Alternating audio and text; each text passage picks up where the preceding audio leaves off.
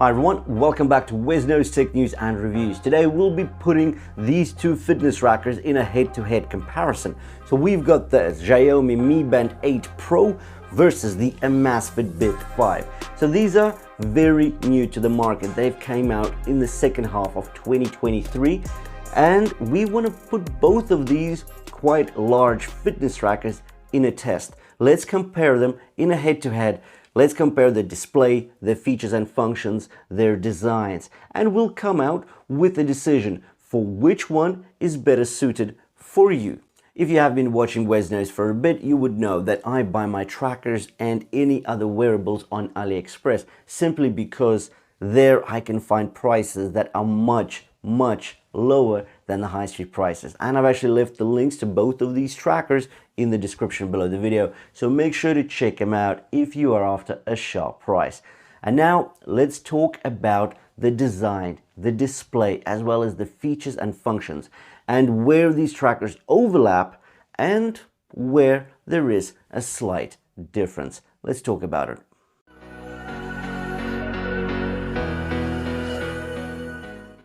So I think the first thing we need to talk about here is design, because at the end of the day, well, you'll be looking at how they look and then of course the displays. So with the designs, well, with the Xiaomi Mi Band 8 Pro, this is just amazing. You get a metal case finish. This is almost unbelievable at the price point that this is being sold for. This is sold for 55 to 60 bucks for a global version. That's very low, while the Amazfit Bip 5 is sold for 100 bucks and it's just a plastic case. So plastic, metal finish for a lower price.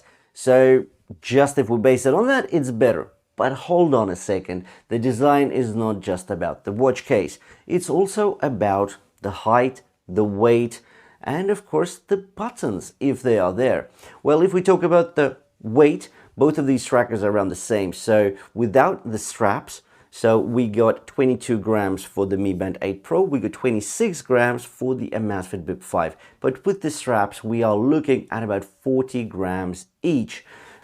In regards to the height, well, considering that the Amazfit Bip 5 does have a curved screen that goes in line with the top of your wrist, it is a little bit taller than the Xiaomi Mi Band 8 Pro. So on the Amazfit Bip 5 we get 11.2 millimeters in height, while on the Mi Band 8 Pro we get 10 millimeters or 9.99 millimeters, as Xiaomi likes to point out.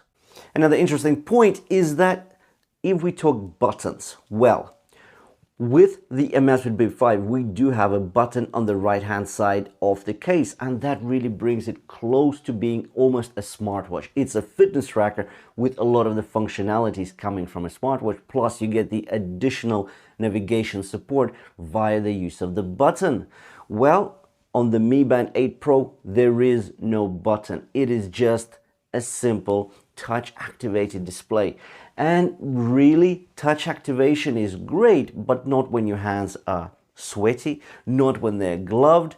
And again, a button just adds so much more practicality to your tracker. So that is the big minus on the Mi Band 8 Pro. There is no button. But in regards to the case design, finishing, bracelet, it's better. In this display section, well, there are a few overlaps and a couple of differences as well. So if we talk about the displays, we can see they've got nice big rectangular screens on both. So with the Amazfit Bip 5, we get a 1.91 inch LCD display, 260 ppi, so pixels per inch. So it's definitely okay. It goes up to 600 nits of brightness, which is nice. While on the Mi Band 8 Pro, we get 1.74 inches, so about 10% less screen space, but it's AMOLED, not LCD. It's also around 600 nits of brightness, but the blacks are much more deeper, the colors are just more saturated and more interesting on this really good AMOLED display. Also, we get a 60 Hz refresh rate of the screen here. So this really helps with really smooth, nice navigation of the Mi Band 8 Pro. Now, of course, the Amazfit Bip 5 has also very smooth navigation, but I'll tell you what, if we talk about the refined looks, the displays on the Mi Band 8 Pro is just much nicer because of that bright AMOLED with a high refresh rate. Another couple of points here. So with the Mi Band 8 Pro, it does offer more functionality in terms of display. So we actually do get always on display, none of the Amazfit Bip 5. We do get auto brightness here because of an ambient light sensor. We don't have this on the Amazfit Bip 5. And of course the resolution here is high at 326 ppi, while on the Amazfit Bip 5 we only get 260 ppi. As you can see so far, in terms of design, display, the Mi Band 8 Pro is winning. But now let's get into the features and functions, and potentially the tide will change. Let's take a look. Now, when we talk about features and functions, I do not want to be covering off the simple widgets and apps such as, your weather widget or your timer and your stopwatch. No, let's talk about the important things. So firstly, let's talk about sensors. What do we have on here? Well, both of these trackers can actually track your steps, your heart rate, your stress, your sleep, and that is your deep light and REM sleep. Both of these trackers can monitor your naps as long as they are over 20 minutes long. Both of these trackers can monitor your SpO2, so your blood oxygen saturation, at rest and during the day. So this is really cool. These are very advanced trackers. In regards to sport modes, so we've got 120 on the Amazfit Bip 5, we've got 150 on the Mi Band 8.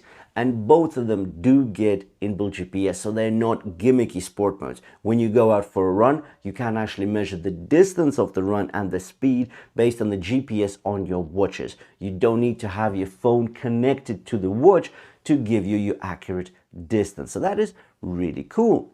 But now we get to the more advanced features yet.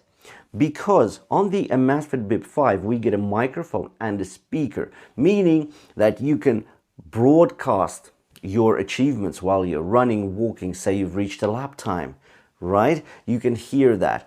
Also, you can have Bluetooth calls on the Amazfit Bip 5 simply because you do have a microphone and that speaker.